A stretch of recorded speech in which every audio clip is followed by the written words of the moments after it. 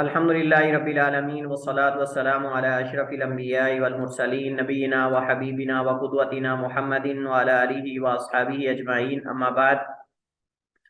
رافضہ کے عقائد کے حوالے سے ہم پڑھ رہے ہیں۔ گزشتہ کل ہمارا جو لیکچر تھا وہ رافضہ کے جو بنیادی عقیدہ امامت ہے، ائمہ کے حوالے سے جو ان کے عقائد و نظریات ہیں اور ان پر رد کیا ہے، یہ انشاءاللہ یہ کل ہم نے پڑھا تھا۔ اور آج ہمارے پاس جو موضوع ہے وہ ہے ائمہ اور اوصیاء کی عصمت کا دعویٰ، اور اس کے ساتھ دوسرا عقیدہ جو ہے وہ تقیہ۔ تقیہ کسے کہتے ہیں اور تقیہ یہ کیوں کرتے ہیں، اور تقیے کے بارے میں ان کا نظریہ کیا ہے، یعنی ان کے ہاں، رافضہ کے ہاں اور عموماً شیعہ کے ہاں تقیہ کا مقام و مرتبہ کیا ہے، اس کو کتنا بڑا مقام دیتے ہیں تقیے کو، یہ انشاءاللہ ہم آج کے لیکچر میں پڑھیں گے۔ تو سب سے پہلے ہمارے پاس جو موضوع ہے وہ ہے دوسرا عقیدہ ان کے عقائد میں سے ائمہ اور اوصیاء کی عصمت کا دعویٰ۔ شیعہ بالعموم اور رافضہ بالخصوص یہ دعویٰ کرتے ہیں کہ ہمارے جو ائمہ ہیں اور جو اوصیاء ہیں، یعنی جن کی وصیت کی گئی ہے، مطلب ان کے خاص ہونے کی یا ان کے امام ہونے کی وصیت کی گئی ہے، وہ معصوم ہیں اور کسی بھی قسم کے گناہ کا ارتکاب نہیں کرتے۔ وہ گناہ صغیرہ ہو، وہ گناہ کبیرہ ہو، وہ بھول کر ہو یا قصدن ہو، یعنی نسیانن ہو یا عمدن ہو، کسی صورت میں بھی ان سے غلطی کا ہونا ممکن نہیں۔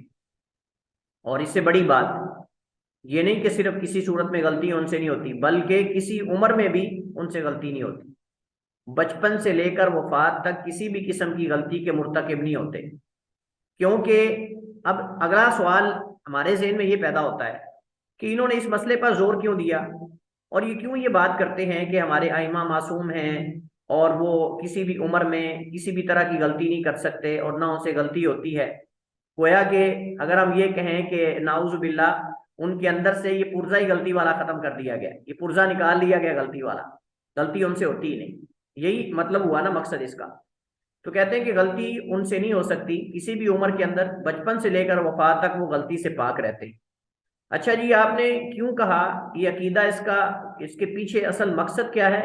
مقصد یہ ہے کہ ان کے ہاں امامت کی شروط میں سے شرط ہے کہ امام معصوم ہو، اصل یہ مقصد ہے، امام معصوم ہو۔ یہ اصل میں جو ہے وہ ان کے اس عقیدے کے پیچھے یہ ایک آپ سمجھ لیں کہ پس منظر ہے، اور وہ یہ ہے کہ وہ امام کے لیے شرط لگاتے ہیں کہ امام معصوم ہونا چاہیے، اور اسی شرط کو یعنی آپ سمجھ لیں کہ اس شرط کو بنیاد بنا کر انہوں نے ائمہ کی شان میں غلو کیا۔ اسی شرط کی بنیاد پر ہی اسی شرط کی بنیاد پر انہوں نے ائمہ کی شان میں غلو کیا، انہیں انبیاء علیہ الصلوۃ والسلام سے افضل سمجھا، اور پھر ان کے عالم الغیب ہونے کا دعویٰ کیا، اور اس کے بعد ان کے معصوم ہونے کا جو ہے وہ اعلان کیا۔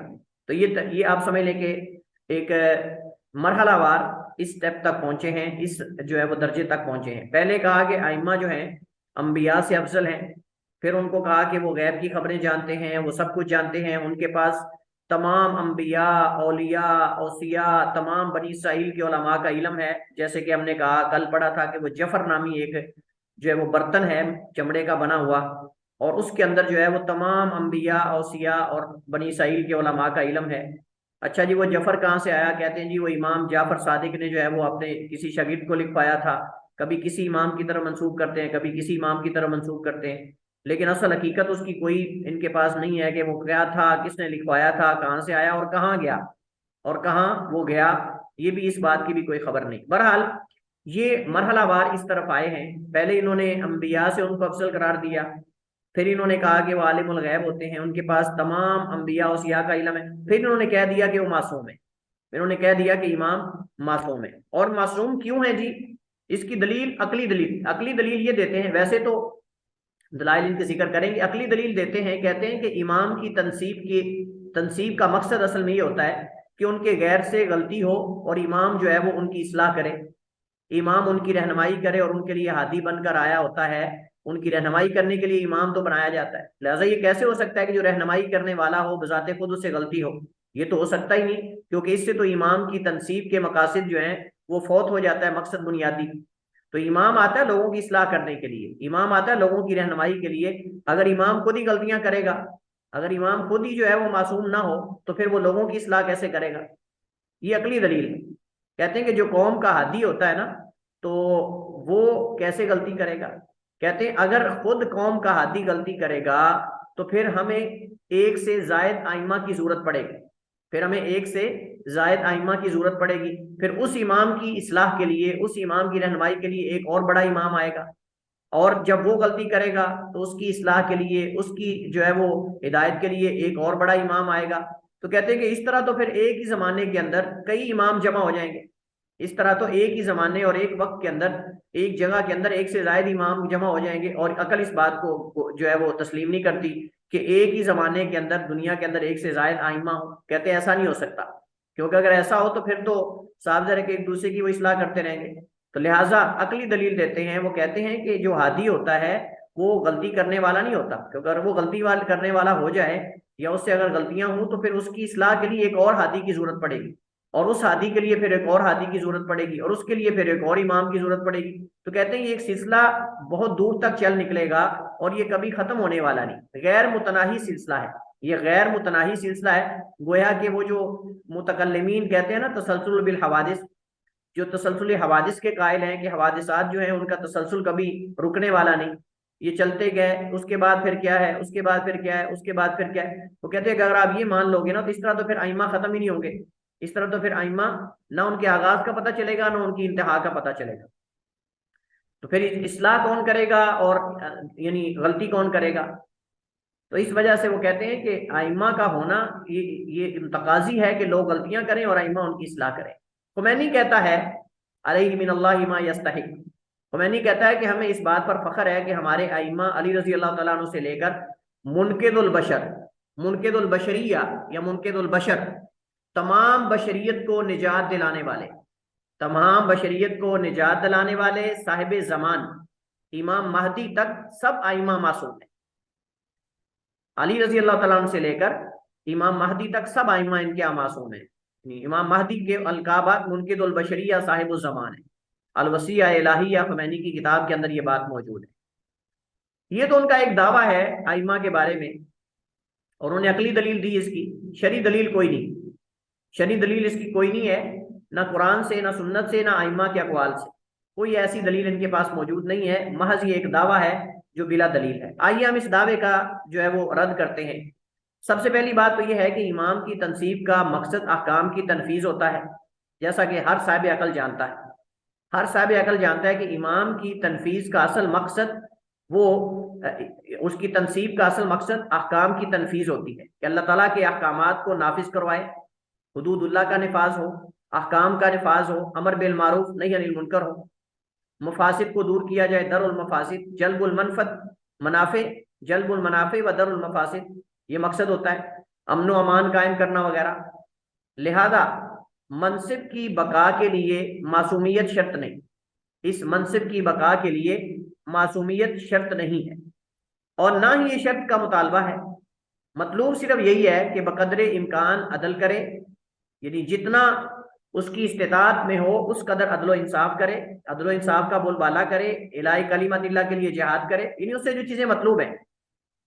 اور اگر کبھی اس سے کوئی غلطی ہو جائے، اور اگر اس سے کبھی کوئی غلطی ہو جائے تو یہ کوئی بڑی بات نہیں ہے، یعنی غلطی ہو جانا کوئی بڑی بات نہیں ہے، غلطی ہو سکتی ہے۔ اس دعوے کی تردید عقل اور واقع سے بھی ہوتی ہے، عقل بھی اس بات کو تسلیم نہیں کرتی کہ انبیاء معصوم ہیں، اس کی تو وجہ سمجھ آتی ہے، انبیاء کے معصوم ہونے کی وجہ تو ہمیں سمجھ آتی ہے، اور وہ وجہ یہ ہے کہ انبیاء جو ہیں وہ اللہ تعالیٰ کی طرف سے مبلغ ہوتے ہیں، اللہ تعالیٰ کی طرف سے جو ہے وہ اللہ تعالیٰ کی طرف سے مبلغ ہیں، اور اللہ تعالیٰ کی طرف سے رسول ہوتے ہیں، وہ شریعت کو پہنچانے والے ہوتے ہیں۔ کہ آپ لوگوں تک آواز نہیں آ رہی کسی کے پاس بھی؟ جی جی استاد محترم اب آ رہی ہے۔ نہیں، پہلے آواز کٹ رہی تھی سب کے پاس۔ جی جی استاد محترم بیچ میں کٹ رہی۔ تو عقل اس بات کو تسلیم نہیں کرتی، کیونکہ انبیاء علیہ الصلوۃ والسلام کا معصوم ہونا شرک سے، کفر سے، گناہ کبیرہ سے، یہ تو بات سمجھ آتی ہے کیونکہ وہ مبلغ ہیں، اللہ تعالیٰ کی طرف سے داعی اور رسول ہیں۔ لیکن اس کے بعد کسی انسان کا معصوم ہونا اور اس کے اندر غلطی بالکل نہ ہونا اور اس سے بھول کبھی بھی نہ ہونا، ولادت سے لے کر وفات تک، یہ بات عقل اس بات کو تسلیم نہیں کرتی. حتیٰ کہ انبیاء کرام علیہ السلام جو ہیں ان کے بارے میں بھی میں نے جیسے ذکر کیا تھا کہ اہل سنہ کا موقف یہ ہے، راجح موقف کے مطابق وہ یہ ہے کہ انبیاء سے کبیرہ گناہ نہیں ہوتے، انبیاء سے کبیرہ گناہ نہیں ہوتے. انبیاء جو ہیں وہ تبلیغ میں، رسالت میں، انبیاء جو ہیں وہ ان سب چیزوں میں معصوم ہیں، شرک اور کفر سے معصوم ہیں. لیکن صغیرہ گناہ یعنی مراد جو ان بشر ہونے کے ناطے سے غلطیاں ہوتی ہیں وہ ہو جاتی ہیں انبیاء سے بھی. اس کی مثالیں میں انشاءاللہ آگے ذکر کرتا ہوں. تو صغیرہ گناہ انبیاء سے ہوتے ہیں یا نہیں ہوتے، اس میں اگرچہ اختلاف ہے، لیکن راجح موقف یہ ہے کہ ہوتے ہیں، لیکن اللہ تعالیٰ ان کو اس پہ برقرار نہیں رہنے دیتا. اللہ تعالیٰ اس پہ تنبیہ جو ہے وہ نازل کر دیتا ہے، اللہ تعالیٰ اس پہ تنبیہ کرتا ہے، جیسا کہ قرآن کریم میں اس کی متعدد مثالیں موجود ہیں. چند ایک کی طرف ہم اشارہ کریں گے. اور حقیقت حال بھی اس کے خلاف ہے، یعنی واقع جو ہے، یعنی جو ان کی صورتحال ہے ائمہ کی، وہ بھی اس کے خلاف ہے. اب دیکھیں حضرت حسن رضی اللہ تعالی عنہ، حضرت حسن نے جب حضرت علی کے ساتھ جو ہے وہ صلح کر لی تو اس وقت بعض آل بیت میں سے بعض لوگوں نے اعتراض کیا. آل بیت میں سے بعض لوگوں نے، ان کی کتابوں کے اندر ہے، ہماری کتابوں کے اندر تو یہ بات نہیں ملتی کہ حضرت حسین نے حضرت حسن پر اعتراض کیا ہو کہ تم نے یہ صلح کیوں کی. لیکن آپ دیکھیں کہ دونوں امام ہیں، حضرت حسن بھی حضرت حسین بھی ان کے ائمہ میں سے ہیں، اور ہم بھی ان کو امام مانتے ہیں، ہم ان کو جو ہے وہ صحابی مانتے ہیں، اور حضرت حسن کو ہم خلیفہ مانتے ہیں. تو جتنے مہینوں تک خلیفہ رہے ہیں ان کو خلیفہ مانتے ہیں رضی اللہ تعالی عنہ وعن ابیہ وعن صحابہ اجمعین. لیکن سوال یہ کہ ان کی کتابوں کے اندر یہ بات موجود ہے کہ جب حضرت حسن رضی اللہ تعالیٰ عنہ نے حضرت معاویہ کے ساتھ صلح کر لی اور ان کے ہاتھ پر بیعت کر لی، تو حضرت حسین نے کہا کہ میں تو کبھی بھی جو ہے وہ بیعت نہ کرتا، اگر میں تمہاری جگہ پہ ہوتا تو میں ایسا نہ کرتا. اب آپ دیکھیں ایک امام دوسرے امام کو یہ کہہ رہا ہے کہ تم سے غلطی ہوئی ہے، ایک امام دوسرے امام کو کہہ رہا ہے کہ تم سے غلطی ہوئی. اب امام کے بارے میں یہ کہہ رہا ہے کہ تم سے غلطی ہوئی، تو مجھے بتائیے کہ اس چیز کی توجیہ کیا کی جائے گی، اس چیز کا جواب کیا دیا جائے گا کہ جب ایک امام دوسرے امام کو کہہ رہا ہے کہ تم سے غلطی ہوئی اور اس کو کہہ رہا ہے کہ انہوں نے صحیح نہیں کیا.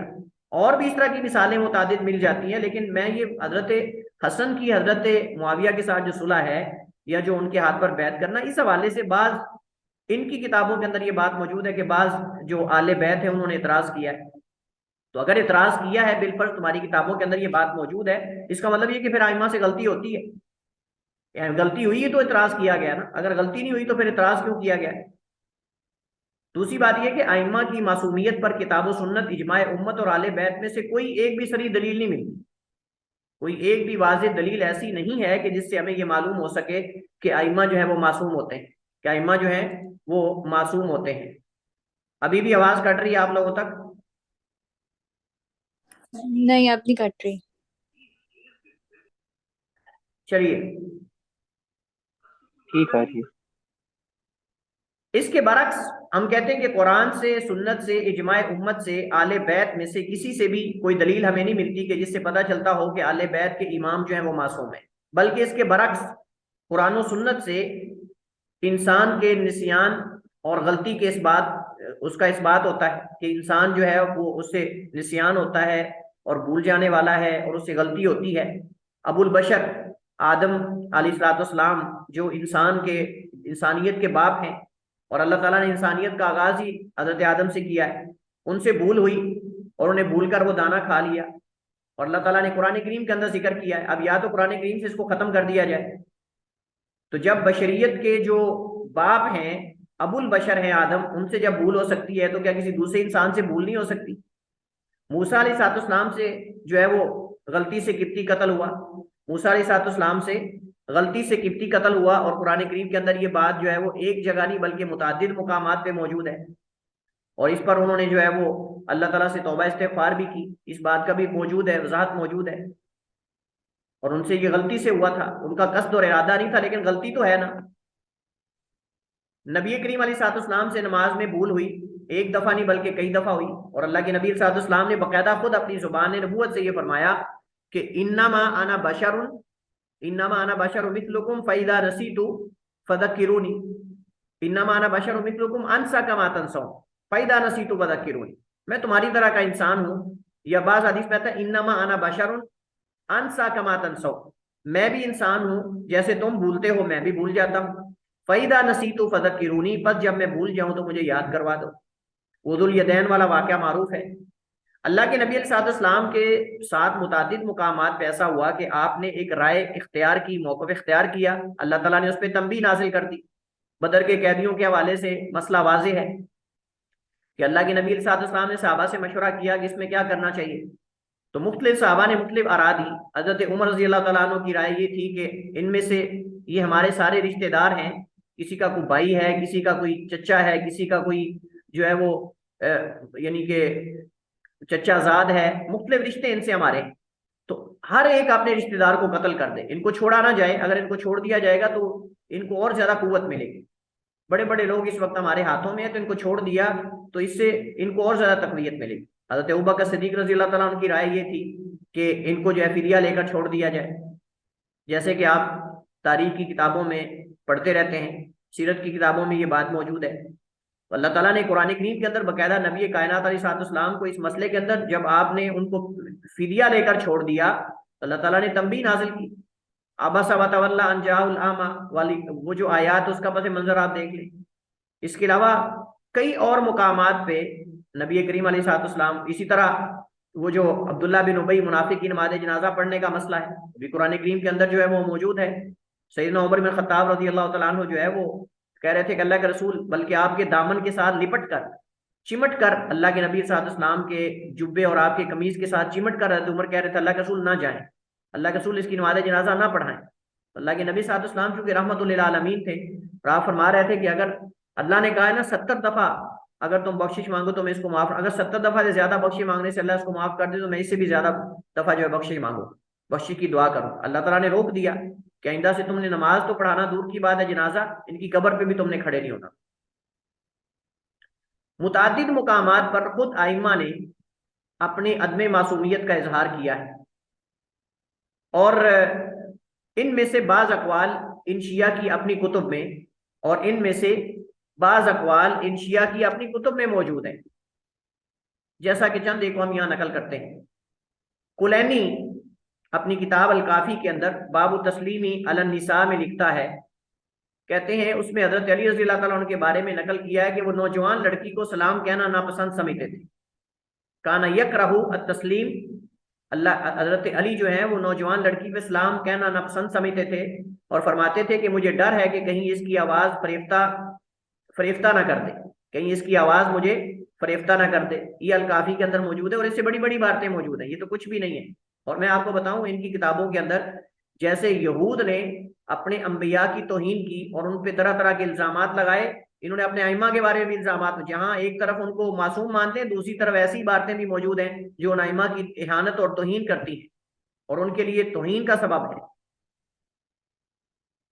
لیکن یہ چیز نہیں دیکھتے۔ اگر وہ معصوم ہوتے تو گناہ میں واقع ہونے سے ڈرتے ہی کیوں؟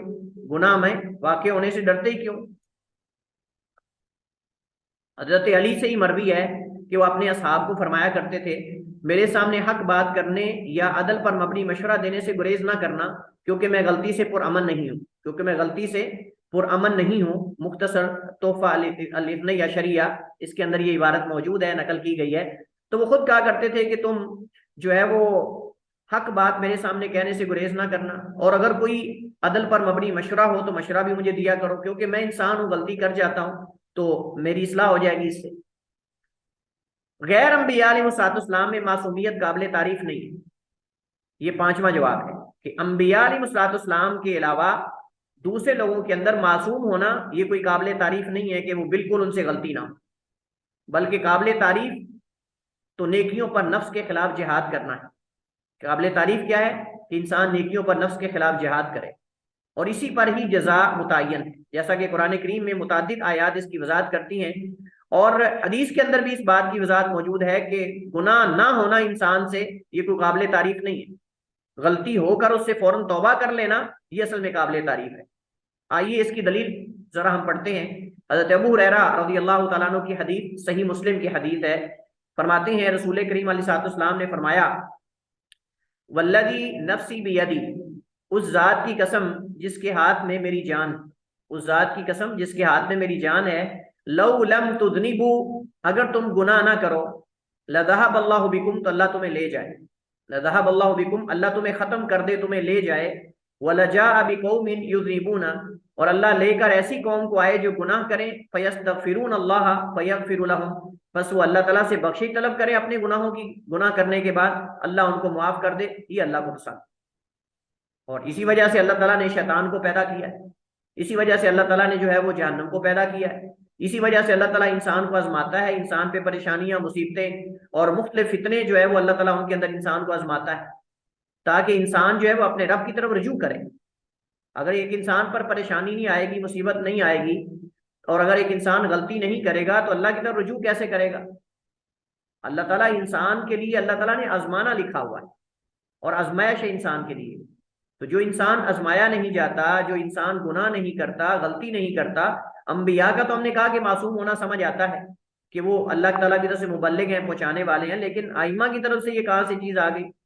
یا تو یہ پھر کہہ دیا جائے نا کہ ان کے اوپر بھی وہی اس طرح نازل ہوتی ہے جیسے انبیاء پہ نازل ہوتی ہے، لیکن کشوفات اور وجد اور کشف اور اس طرح کی چیزیں جو صوفیاء اور ان کے مابین مشترک ہیں ان کو ذکر کرتے ہیں۔ اللہ تعالیٰ تو ایسے لوگوں کو پسند کرتا ہے کہ جو گناہ کریں اور پھر اللہ تعالیٰ سے اپنے گناہوں کی بخشش اور توبہ کریں، اور اللہ تعالیٰ اس توبہ کو قبول کر لے اور ان کے گناہوں کو معاف فرما دے۔ اس کے ساتھ یہ موضوع ہمارا ختم ہوا۔ اس کے بعد اگلا موضوع جو ہے وہ شروع ہوتا ہے تقیے کا۔ تقیہ کو دین کا حصہ قرار دینا، یہ بھی ان کے عقائد میں سے، رافضہ کے عقائد میں سے بالخصوص اور شیعہ کے عقائد میں سے بالعموم یہ تقیہ ہے۔ تقیہ ہے کیا؟ یہ اتقا یتقی سے ہے۔ تقیہ مصدر کے طور پر استعمال ہوتا ہے، جس کا معنی ہوتا ہے خوف، بچاؤ اور کتمان، تین معنوں کے لیے آتا ہے۔ یہ تقیہ جو ہے یہ خوف، بچاؤ اور کتمان کے لیے آتا ہے۔ اور وقایتی وقایتن بھی اس کا معنی بھی بچنا ہوتا ہے، بچاؤ کرنا ہوتا ہے۔ اور اتقا یتقی اس کا معنی بھی ہوتا ہے کسی چیز کے ذریعے بچاؤ کرنا اپنا۔ تو یہ تین معنوں کے لیے جو ہے وہ تقیہ کا لفظ آتا ہے عربی زبان میں، خوف، بچاؤ اور کتمان۔ کتمان کا معنی چھپانا ہوتا ہے، کتمان کا معنی چھپانا ہوتا ہے۔ یہ تو لغوی اس کی وضاحت ہے۔ اصطلاح میں ان کی کتابوں کے اندر جو تقیے کی تعریف موجود ہے مختلف کتابوں کے اندر، اور علماء نے اس کو نقل کیا ہے، مخالف کے خوف سے حق کو چھپانا اور اعتقاد کی پردہ پوشی کرنا۔ مخالف کے خوف سے حق کو چھپانا اور اعتقاد کی پردہ پوشی کرنا۔ اب یہاں سوال یہ کہ مخالف کون ہے؟ ان کے نزدیک مخالف اہل سنہ ہے۔ ان کے نزدیک یہاں مخالف سے مراد اہل سنہ ہے، اور یہ اہل سنہ کو دھوکہ دینے کے لیے اہل سنہ کے خلاف تقیے کو استعمال کرنا ایسے سمجھتے ہیں جیسے کسی کافر کے خلاف اس کے مقابلے میں اپنے آپ کو بچانے کے لیے تقیے کو استعمال کرنا عبادت ہے، یعنی جائز ہے۔ تو یہ وہ تو جائز ہے، ہم سمجھتے ہیں نا کہ کسی کافر کے سامنے تقیہ کرنا یا توریہ کرنا، تعریض کرنا، ایک تقیہ ممدوح ہے، ایک تقیہ جو ہے وہ مذموم ہے۔ جو توریہ بمعنی تقیہ ہے وہ جائز ہے۔ انشاءاللہ کل کے لیکچر میں ہم انشاءاللہ توریہ پر بھی بات کریں گے، اور ان دونوں کے درمیان جو فرق ہے اس کو بھی انشاءاللہ واضح کریں گے۔ فی الحال ہم اس کو جو ہے وہ پڑھتے ہیں، اور اس کے اندر ان کے تقیہ کرنے کی وجوہات اور اسباب کیا ہیں یہ ہم پڑھتے ہیں۔ یہ مسئلہ انشاءاللہ آئے گا، تقیہ اور توریہ دونوں میں فرق کیا ہے، اور تقیہ کی کون سی قسم ہے جو جائز ہے اور کس وقت جائز ہے، کس وقت جائز نہیں ہے، انشاءاللہ ہم پڑھیں گے۔ تو یہ جو کہتے ہیں نا کہ مخالف کے خوف سے حق کو چھپانا اور اعتقاد کی پردہ پوشی کرنا، مخالف سے مراد یہ اہل سنہ لیتے ہیں، اور اس وجہ سے اہل سنہ جب ان کو کہیں بلاتے ہیں کسی جو ہے وہ کسی سٹیج پر یا کسی جو ہے پلیٹ فارم پہ ان کو بلا کر ان سے بات ہوتی ہے اس مسئلے پر کہ تم صحابہ کو برا بھلا کیوں کہتے ہو، تم فلاں چیز، تو وہ کہتے ہیں جی ہم تو نہیں کہتے، ہم تو کبھی بھی نہیں کہتے، ہم سب کو مانتے ہیں، ہم آپ کے ساتھ ہیں، ہمارا اتفاق ہو سکتا ہے، باہمی ہم آنگی ہو سکتی ہے ہمارے مسالے کی، کیوں نہیں ہو سکتی؟ آپ سن لیں، آپ ان کی کئی دفعہ آپ نے سنا ہوگا وہ کہتے ہیں یہ۔ تو وہ مخالف سے مراد وہ یہود اور نصارہ اور دیگر لوگ نہیں لیتے، وہ مخالف سے مراد اہل سنہ لیتے ہیں۔ وہ کہتے ہیں اہل سنہ سے اگر کوئی ڈر ہو، خوف ہو، تو اس سے بچنے کے لیے آپ جو ہے وہ تقیہ کر سکتے ہیں، اور یہ عبادت ہے، صرف جائز نہیں ہے بلکہ عبادت ہے۔ اور تقیہ کا اصل مفہوم کیا ہے، خلاصہ کیا ہے؟ تقیہ کا خلاصہ یہ ہے کہ آدمی باطن کے برعکس ظاہر کرے، یعنی جو اس کے باطن میں ہے اس کے خلاف جو ہے وہ ظاہر میں پیش کرے، باطن میں اور ظاہر میں، اور جس کو ہمارے ہاں دوغلا پن کہتے ہیں، اصل میں یہ اس کا دوسرے لفظوں میں وضاحت ہے۔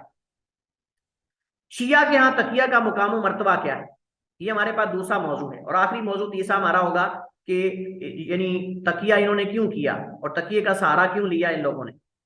تو شیعہ کے ہاں تقیہ کا بہت بڑا مقام و مرتبہ ہے۔ آپ کے تصور سے بھی بالا تر ہوگا کہ ان کے ہاں اس کا کتنا بڑا مقام اور مرتبہ ہے. یہ ارکان ایمان میں سے ہے، دین کے ارکان میں سے ہے، دین کی اساس ہے، دین کی بنیاد ہے، اور اس کو نہ ماننے والا بندہ کافر ہے. ان کے ہاں وہ دائرہ اسلام سے ہی خارج ہے. تو شیعہ کے ہاں تقیے کا بہت بڑا مقام و مرتبہ ہے. سب سے پہلی بات تو یہ ہے کہ وہ کہتے ہیں کہ تقیہ دین کی اساس ہے. جو اس کا قائل نہیں اس کا دین نہیں. گویا کہ وہ کہتے ہیں نا جس کے اندر حیا نہیں اس کا ایمان نہیں. گویا کہ جس کے اندر تقیہ نہیں، تقیہ کرنے کی عادت نہیں ہے، اس کا دین بھی نہیں ہے. یہ الکافی القرینی اس کے اندر موجود ہے. تقیہ دین کی عزت کا باعث. کہتے ہیں تقیہ کرنے سے دین کو عزت ملتی ہے. واہ کیا بات ہے جی، کیا بات ہے، بڑی بات کی ہے. یعنی جھوٹ بولنے سے دین بڑا اعلیٰ درجے پہ پہنچ جاتا ہے. لہذا سارے مسلمان تقیہ کرنا شروع کر دیں. سارے مسلمان جو ہے جب کوئی دشمن یا کوئی مد مقابل کہے کہ تمہارے مذہب کے اندر یہ بھی ہے، آپ کو نہیں، یہ تو نہیں ہے.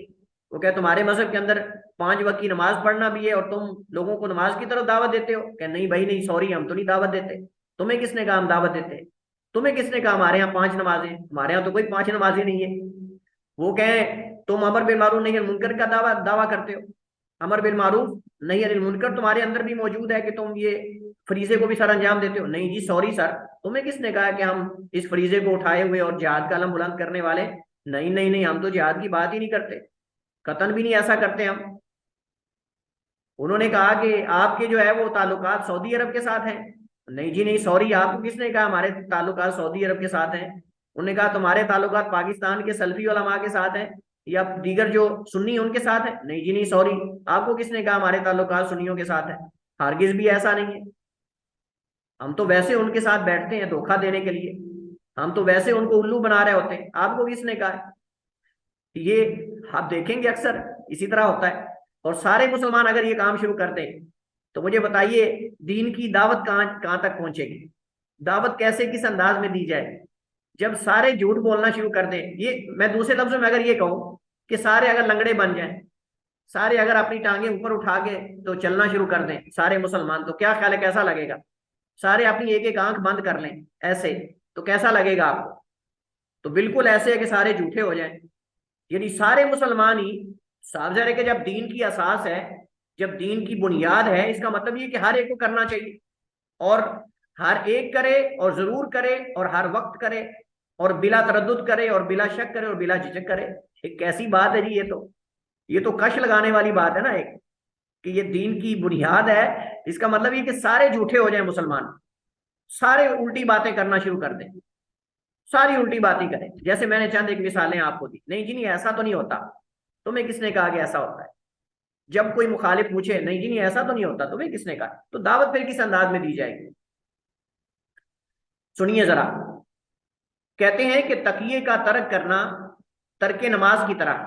جیسا کہ قمی لکھتا ہے تقیہ واجب ہے، جس نے چھوڑا وہ نماز چھوڑنے والے کی طرح، یعنی تارک صلاح آدمی کی طرح ہے.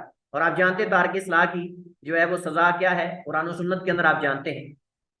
کہتا ہے کہ تقیہ تا قیامت امام کے خروج تک جاری ہے.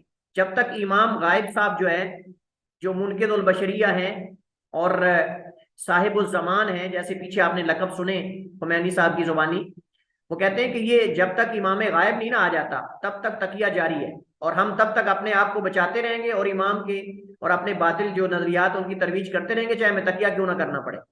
اصل میں یہ اس وجہ سے چاہتے ہیں کہ ہر بندہ ان کا تقیہ کرے تاکہ یہ کامیاب ہو اور اپنے راز فاش نہ کریں، اپنے راز جو ہے وہ فاش نہ کریں. تو کہتے ہیں کہ تقیہ امام غائب کے خروج تک جاری ہے، جاری اور ساری ہے.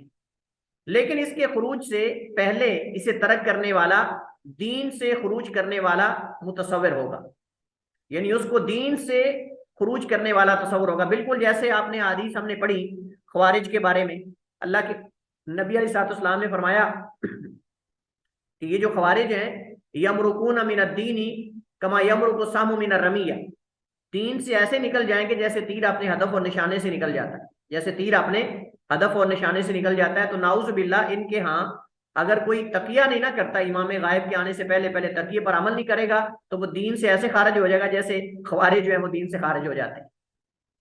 تقیہ کی اس بات کے لیے انہوں نے قرآنی نصوص کو بدلا، اس کی باطل جو ہے وہ تعویلیں اور تفسیریں کی. کہتے ہیں جی تکیہ کرنے سے حاصل کیا ہوتا ہے؟ صبر کریں، ساری چیزیں آئیں گی انشاءاللہ، صبر کریں۔ تکیہ کے اس بات کے لیے انہوں نے ابھی یہی تو میں بتا رہا تھا کہ انہیں کیا حاصل ہوتا ہے، یہی تو میں بتا رہا تھا کہ امت کو دھوکہ دیتے ہیں، کسی بھی قسم کے نقصان سے بچنے کے لیے تکیہ کر لیتے ہیں، اپنی دعوت کو عام کرنے کے لیے، لوگوں کو اپنی طرف لانے کے لیے تکیہ کر لیتے ہیں کہ جی جب کوئی دیکھ رہے ہیں کہ ایک پلیٹ فارم پہ جمع ہو رہے ہیں اور لوگ کہیں گے یہ تو بڑے معتدل ہیں، انصاف پسند ہیں، تو اس وقت کہتے ہیں جی ہم تو صحابہ کو مانتے ہیں، ہم تو ان سے تردید کرتے ہیں، مزید چیزیں آگے آ رہی ہیں۔ تکیہ کی اس بات کی ویسے تو دلائل ہم ان کے انشاءاللہ ذکر کریں گے کل کہ قرآن کریم کی جن جن آیات سے انہوں نے استدلال کیا ہے، لیکن یہ ضمنی طور پہ میں نے ایک مثال ذکر کی ہے، وگرنہ ان کے دلائل آگے آئیں گے کہ تکیے کو یہ کیسے ثابت کرتے ہیں قرآن و سنت سے، اور باقاعدہ یہ کہتے ہیں، باقاعدہ اس پہ تحریریں موجود ہیں، وہ کہتے ہیں کہ تکیہ جو ہے اس کو نفاق کہا جاتا ہے، لوگ اس کو نفاق کہتے ہیں، لوگ اس کو فلاں فلاں کہتے ہیں، جھوٹ کہتے ہیں۔ وہ کہتے ہیں کہ تکیہ تو اہل سنت کی کتابوں سے بھی ثابت ہے، وہ جو توریہ کی حدیث ہیں اس کو تکیے کے اوپر فٹ کرتے ہیں، تو اس وجہ سے ضروری ہے کہ ہم توریہ اور ان دونوں میں فرق جو ہے وہ جاننے کی کوشش کریں۔ اچھا، تو کہتے ہیں کہ قرآن کریم کی جو آیت ہے نا، ان اکرمکم عند اللہ اتقاکم، سورہ حجرات کی آیت نمبر یہ 12 ہے، سورہ حجرات، کہتے ہیں ان اکرمکم عند اللہ اتقاکم، جو ہے اس آیت کے اندر اتقاکم کی تفسیر میں ہے اعلمکم بالتقیہ، یہ امام جعفر صادق سے نقل کرتے ہیں، امام جعفر صادق سے نقل کرتے ہیں اور کہتے ہیں کہ اعلمکم بالتقیہ، اعلمکم بالتقیہ، یعنی اتقاکم کا معنی یہ ہے کہ تم میں سے تقیے کو سب سے زیادہ جاننے والا، تقیے کے احکام کو سب سے زیادہ جاننے والا اور اس پر سب سے زیادہ عمل کرنے والا جو ہے وہ کہتے ہیں کہ وہ اللہ کے ہاں سب سے زیادہ معزز ہے اور اللہ تعالیٰ کے ہاں سب سے زیادہ مکرم اور محترم ہے۔ تو ذرا میں عربی فارم میں کر لوں جی، تو کہتے ہیں اعلمکم بالتقیہ، تم میں سے تقیے کو جو ہے وہ زیادہ جاننے والا، یہ اصل میں اس سے مراد ہے اتقاکم سے، ولا حول ولا قوت الا باللہ، نعوذ باللہ من ذالک، ایسی باطل تعویل، ایسی تحریف، یہ معنی کی تحریف نہیں تو اور کیا ہے۔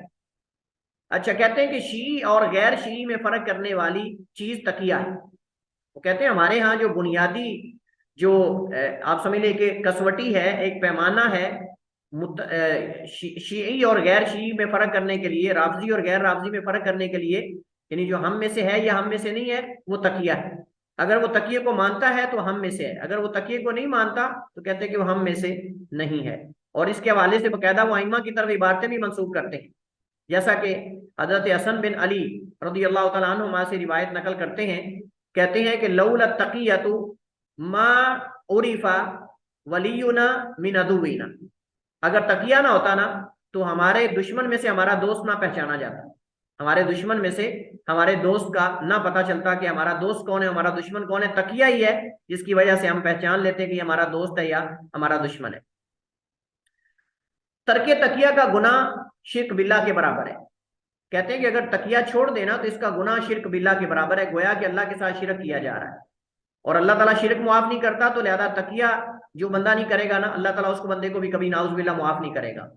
اللہ تعالیٰ فرماتا ہے کہ ان اللہ لا یغفر ان یشرک بہ ویغفر ما دون ذلک لمن یشاء، کہ بے شک اللہ تعالیٰ نے شرک معاف نہیں کرنا، اس سے نیچے جتنے بھی گناہ اللہ معاف کر دے گا۔ بھائی پہلی بات تو یہ ہم کہتے ہیں کہ تقیہ جو ہے وہ دو حال سے خالی نہیں، یا تو وہ گناہ ہے یا گناہ نہیں ہے، اگر تو وہ گناہ ہے جس کا مطلب یہ ہے کہ وہ شرک کے برابر ہے یا شرک سے کم ہے، اگر تو شرک کے برابر ہے تو اس کی دلیل لے کر آؤ، پہلی تو دلیل یہ لے کر آؤ کہ وہ گناہ ہے، تو اگر کم از کم تم یہ کہو کہ گناہ ہے تو پھر کیا وہ شرک کے برابر ہے یا شرک سے نیچے ہے؟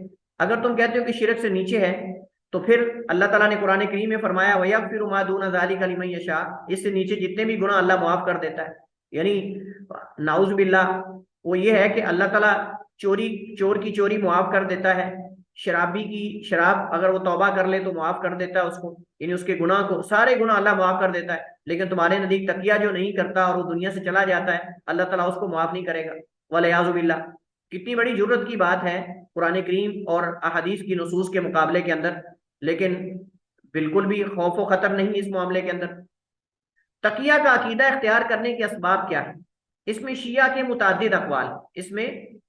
متعدد اقوال ہیں۔